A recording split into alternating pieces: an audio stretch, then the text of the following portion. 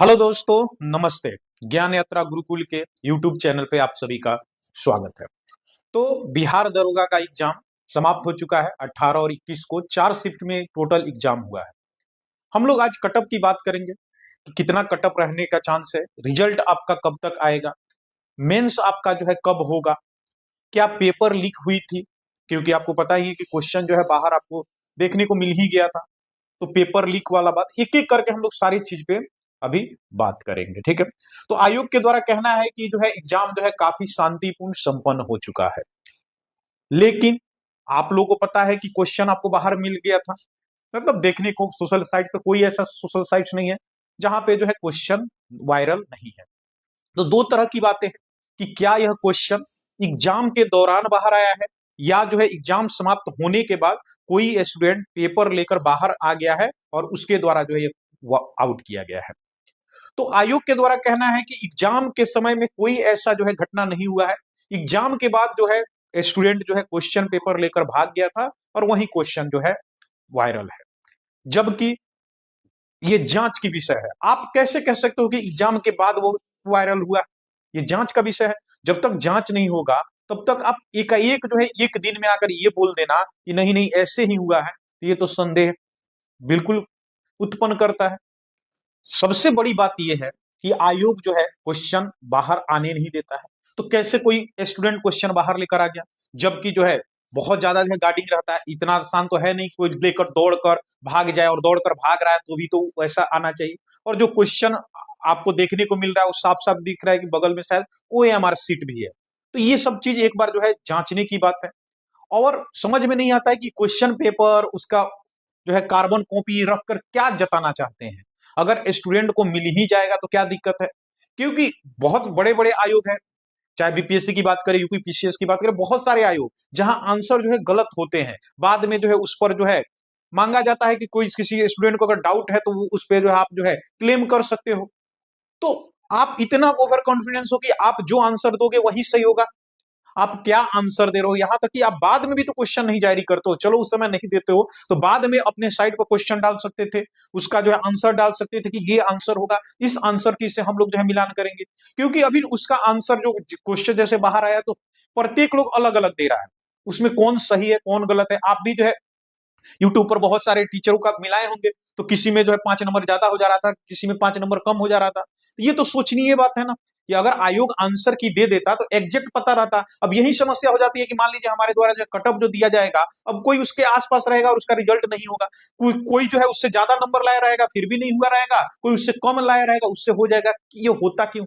ये होता इसलिए है क्योंकि हम लोग जो आप लोग जो आंसर मिलाए हुए हो, चाहे जो है आप जो है गूगल पर सर्च कर लिए होगे, चाहे बुक से ढूंढ कर आंसर मिलाए होगे, चाहे किसी टीचर का जो है आंसर मिला लिए होगे, तो जरूरी नहीं है ना कि जो हम लोग के द्वारा चाहे किसी टीचर के द्वारा जो आंसर की बताया जरा आयोग भी वही माने। हो सकता है कि आयोग से गलती हो जाए, हम लोग जो है आंसर ये बता रहे हो, आयोग कुछ और आंसर मानकर चेक कर दिया हो। ये संभावना तो बनता ही है, क्योंकि बीपीएससी जैसा आयोग एक एक समय जो है 12-12 क्वेश्चन का आंसर चेंज किया है। तो इतना ज्यादा जो है, अब मान लीजिए 12 क्वेश्चन यानी बिहार दरोगा में 24 नंबर।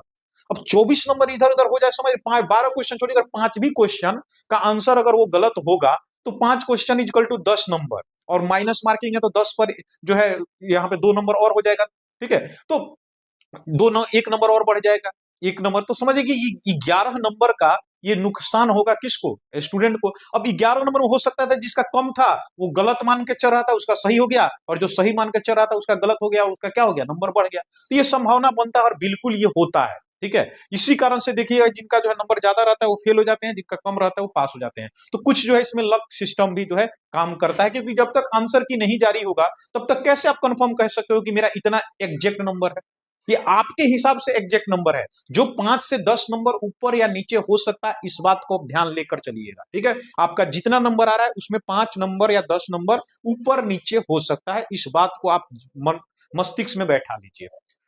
अगली हम बात करेंगे कि क्वेश्चन का लेवल के लेकर बात चल रहा है कि क्वेश्चन का लेवल जो है प्रत्येक शिफ्ट में अलग अलग है। कोई बोल रहा है कि मेरे शिफ्ट में काफी हार्ड है, कोई बोल रहा है कि मेरे शिफ्ट में काफी जो है मुश्किल है। तो इसके लिए टेंशन लेने की बात नहीं है, नॉर्मलाइजेशन होगा, इसमें कोई दिक्कत की बात नहीं है। जिस शिफ्ट में आसान होगा उसका नंबर कम होगा, जिस शिफ्ट में जो है ज्यादा हार्ड क्वेश्चन होगा उसमें जो है आपका जो है नंबर जो है वहां पे बढ़ जाएगा। ठीक है, तो इसके लिए बहुत ज्यादा टेंशन लेने की बात नहीं है, नॉर्मलाइजेशन होगी तो वो हार्ड और आसान सबको जो है एक बराबर पर लाकर आपको नंबर दिया जाएगा, तो वहां भी नंबर थोड़ा बहुत बढ़ने घटने का चांस बनता है। तो इस चीज को भी ध्यान देना, नहीं तो बहुत सारे लोग जो है बाद में रिजल्ट आता है कहते हैं कि मेरा तो बहुत ज्यादा था नहीं हुआ। तो बहुत ज्यादा था तो दो फैक्टर है, एक तो आप जिससे नंबर मिला रहे हो उसका आंसर कुछ और होगा, आयु का कुछ और होगा, दूसरा नॉर्मलाइजेशन में आपका नंबर घट गया होगा या बढ़ भी सकता है, दोनों में से कुछ भी हो सकता है। तो ये तो किस्मत के ऊपर है। दूसरा क्वेश्चन के लेवल की हम बात करें तो आज तक जो है बिहार में जितने भी एग्जाम होते थे उसमें बिहार दरोगा का क्वेश्चन वो काफी आसान होता था। ये हम लोग भी बार बार कहते थे कि दरोगा का क्वेश्चन बहुत आसान होता था।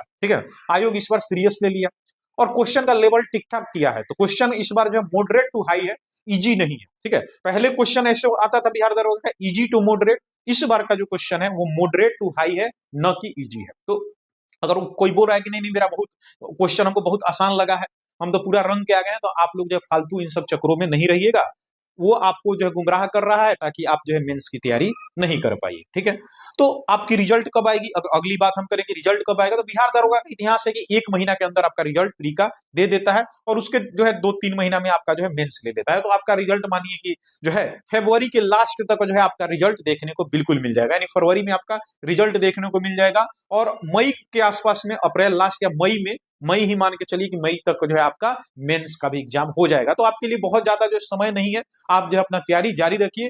खासकर वो लोग जिनका भी हम कटअप बताएंगे, देखिए हम जो भी कटअप बताएंगे तो आपको जो है नंबर बताएंगे कितना कितना के बीच में हो सकता है। एक क्वेश्चन जो है 2 नंबर का आपका है, ठीक है ना, ये पता ही होगा कि 100 क्वेश्चन था, एक क्वेश्चन 2 नंबर का था और प्रत्येक एक गलत पर 0.2 नंबर जो है काट लिया जाएगा। तो इसमें बहुत लोगों को डाउट है कि 5 क्वेश्चन पे काटा जाएगा कि 10 क्वेश्चन पे, तो 5 क्वेश्चन नहीं 10 क्वेश्चन गलत आप करिएगा तो जो है आपका जो है एक क्वेश्चन माइनस हो जाएगा। ठीक है ना, यानी जो है 10 क्वेश्चन गलत करिएगा तब तो आपका 2 नंबर कम होगा, तो 10 गलत करने पर आपका एक जो है क्वेश्चन जो है वो कम हो जाता है। ठीक है ना, तो इस चीज को ध्यान रखिए कि 10 पे निगेटिव मार्किंग है, 5 पे निगेटिव मार्किंग नहीं है। तो इसलिए जो 100 में 100 रंग के आए होंगे उनके लिए बहुत बेहतर होगा। तो पहले ही हम लोग को बताया गया होगा कि जो है आपको आए या नहीं आए आपको रंग के आना है, क्योंकि 10 पे निगेटिव मार्किंग है जो आपके लिए जो है काफी फायदेमंद रहता है। ठीक है, तो इसके लिए बहुत ज्यादा आपको जो है इस नहीं सोचना है, 10 पे एक बार माइनस करिएगा कि हाँ 10 क्वेश्चन पे एक करिएगा और जितना है उसमें जो है 2 से गुना कर दीजिएगा, वही आपका टोटल नंबर होगा। तो अब हम जो है आपको नंबर बता रहे हैं, देखिए आपको स्क्रीन पर अभी नंबर आपको दिखाई दे देगा, देख लीजिए इसके बीच में आपका नंबर है, तो आप जो है तैयारी शुरू करिए मेंस का। ठीक है, जनरल की हम बात करें तो जनरल में अगर आप मेल हैं तो 128 से लेकर 132 नंबर के बीच में अगर है तो आप जो है मेंस में लग जाइए। फीमेल यदि हैं आप तो 102 से लेकर 105 नंबर। ईडब्ल्यूएस में यदि आप आते हैं तो 118 से लेकर 122 नंबर मेल में। अगर फीमेल में आती हैं आप तो 92 यानी 92 से लेकर 95 तक। वहीं बीसी में यदि आप हैं तो 120 से 125 मेल, अगर फीमेल हैं तो 95 से लेकर 98 तक। ईबीसी की हम बात करें तो ईबीसी में यदि आप हैं तो 115 से 118 मेल, और जो है यदि फीमेल है तो 88 यानी 88 से लेकर 91 के बीच में नंबर है। तो अगर एससी में यदि हैं आप तो 105 से लेकर 108 मेल में और 65 से लेकर 70 के बीच में आपका फीमेल में। और एसटी में यदि हैं तो एससी का कटअप से थोड़ा ज्यादा जाता है, एसटी का कटअप 109 से लेकर 111 मेल है, तो अगर फीमेल है तो 79 से लेकर 83 तक। तो आपको ये कटअप बताया गया है, ये जो है नंबर बताया गया, क्वेश्चन नहीं। और आप क्वेश्चन करिएगा तो उससे 2 से भाग दे दीजिएगा, वही आपका क्वेश्चन होगा। ये क्वेश्चन जो 2 नंबर का था ना, वो ये आपको नंबर बताया गया कि इतना के इतना बीच में आपका रहेगा। इसके आसपास भी है आप तो भी आप अपनी मेंस की तैयारी जारी रखिए। क्यों ऐसा मैं क्यों बोल रहा हूं, तो वही चीज आपको 2 फैक्टर बताया हूं। 2 चीज बहुत मायने रखेगा रिजल्ट में। एक जो है आपका जो इस आंसर के से आप आंसर मिला रहे हो सकता है आयोग के आंसर उससे अलग हो, पहला। दूसरा नॉर्मलाइजेशन जो आपके नंबर को बढ़ा भी सकता है और घटा भी सकता है। तो ये 2 फैक्टर जो है सबसे महत्वपूर्ण है, चाहे कितना भी आपको कटअप बता दिया जाए, ये 2 फैक्टर सबसे महत्वपूर्ण है। तो अगर इसके आसपास यदि आप हैं तो आप जो है मेंस की तैयारी में लग जाइए। ठीक है, तो बाकी कुछ भी आपको समाचार मिलता है तो इस चैनल को आप सब्सक्राइब कर लीजिएगा। इसमें आपको जो है सब चीज जानकारी मिलता है। बाकी जो बहुत इंपॉर्टेंट आपको क्वेश्चन भी कराया जाता है। करंट में आप देख ही रहे होंगे कि 2 ही वीडियो डाले थे, लेकिन ठीक ठाक वहां से क्वेश्चन आया हुआ है, आप लोग जाकर देख सकते हो, वीडियो यूट्यूब पर पड़ा ही है। तो आपके एग्जाम के लिए काफी फायदेमंद होगा। तो चैनल को सब्सक्राइब कर लीजिएगा। मिलते हैं अगले किसी सूचना को लेकर। ठीक है, तब तक के लिए नमस्कार, जय हिंद।